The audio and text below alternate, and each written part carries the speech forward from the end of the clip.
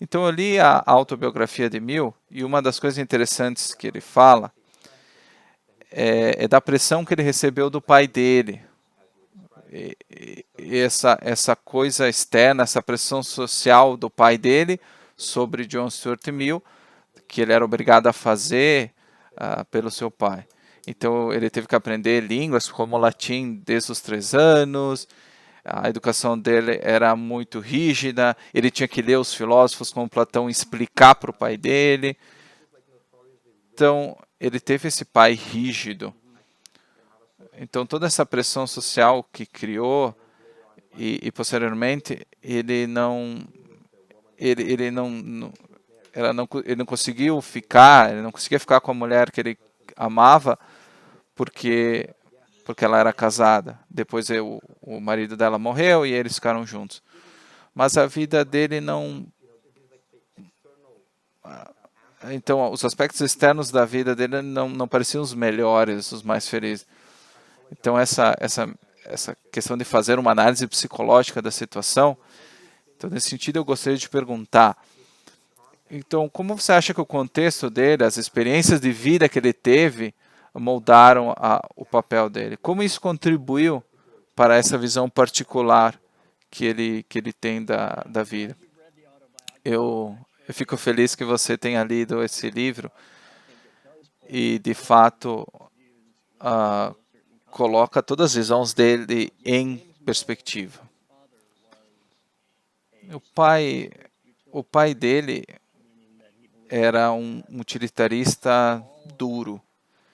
Então, toda a ética e política era definida em termos de utilidade social. Então, o que é bom é o que traz a maior felicidade geral para a sociedade. E isso leva, posteriormente, à economia comportamental, em que a ideia é que todos somos produtos de incentivos, prazer e dor, né? Esse esquema. Mas não vou detalhar isso agora. Mas John Stuart Mill foi o primeiro dos filhos de James Mill. E Bentham também, Jeremy Bentham, decidiram que a forma correta de educar John Stuart Mill era torná-lo um utilitarista. Eles chamavam essa criança de um experimento, o que não é exatamente uma ideia liberal. Então, eles se consideravam liberais, mas que forma cruel de criar uma criança. Mas como você descreveu, ele foi submetido a uma educação dura, inclusive começar a estudar latim com 3 anos, isso numa época em que não havia manuais, dicionários de grego, por exemplo, então era preciso que ele levava o texto para o pai dele, que estava escrevendo a história da Índia, e ele precisava questionar o seu pai, qual era o significado disso, afinal, como criança.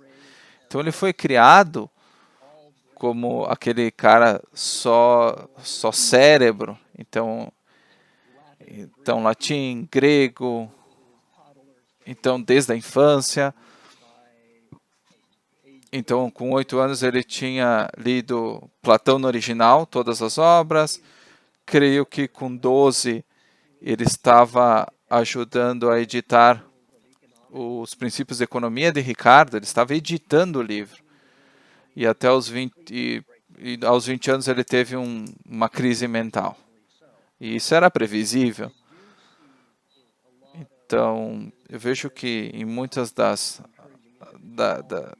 do foco de individualidade veio disso, dessa experiência trágica que ele teve. Então, a gente pode ser simpático a Mill e se poderia fazer um grande filme sobre a vida dele, sobre a autobiografia. E depois, mais tarde na vida dele, ele se apaixonou por uma moça chamada Harriet Taylor, que era casada com um homem muito mais velho que ela tinha 20, ele tinha 60, 50, 60, ela era muito velho, como eu. E ele era muito rico, ele era um homem bom, mas eles não tinham amor em seu casamento. Então ela conheceu John Stuart Mill e eles se apaixonaram. Então o marido dela, ele deve ter sabido dessa traição. Ele permitia que eles ficassem juntos em conversas, passassem a noite discutindo filosofia.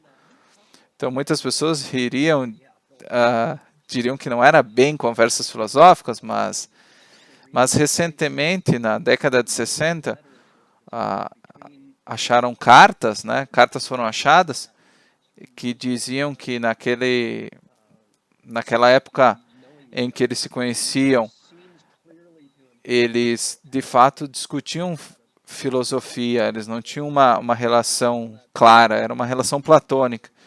Então, eles se reuniam para isso e não fazendo outras coisas. Porque Mill, apesar da sua criação e da sua busca de individualidade, ele era um homem vitoriano, uma personalidade vitoriana. E da primeira vez que eles se encontraram, creio que qual era o marido dela estava com uma saúde muito precária e achavam que ele ia morrer logo, mas isso não aconteceu. Então ele continuou a viver por 15 anos, creio eu. Então eles tiveram esse amor trágico. Então no mundo atual, onde a individualidade é valorizada da forma correta, né? Nesse caso, ela teria se divorciado e eles poderiam ter tido uma relação perfeitamente moral e legal. Mas o próprio Mill, mesmo defendendo individualidade, experimentos de vida, ele não conseguiu quebrar aquela noção vitoriana de que você não pode violar a santidade da família. Então, eles não tiveram essa relação de amor até a morte do marido dela. E 4 anos depois, ela ficou doente com tuberculose e morreu. Então, eles tiveram pouco tempo juntos. Então, o próprio Mill também ficou doente com tuberculose e morreu também disso. Então, parece que a história pessoal dele entra para a filosofia. Então, não é preciso refletir psicologicamente para entender que existe essa influência. Você pode dizer que certamente eu posso entender porque ele pensava da forma que pensava, mas mesmo assim rejeitar a filosofia dele. Então, eu não posso dizer que Mill é praticamente uma visão trágica, é um indivíduo trágico na história. E talvez ele tenha se salvado, ainda tenha feito muitas coisas boas nessas circunstâncias. Mas que tinha ideias profundamente destrutivas. Mas deixa eu voltar. O pai de Mill e Bentham eram liberais na economia e na sociedade. Então, ambos defendiam a liberdade de pensamento e a liberdade de troca. James Mill era muito mais um economista que um filósofo. Bentham era ambos. John Stuart Mill, devido à sua redefinição de liberdade, de fato começou sendo um defensor da liberdade, mas nos seus últimos dias ele, pelo menos, flertou com o socialismo. E em seu livro Texto sobre Economia, Princípios da Política Econômica, ele dizia que nós deveríamos experimentar o socialismo. E por que isso? E isso tem a ver com a sua redefinição da liberdade, porque se você pensar em qualquer ação baseada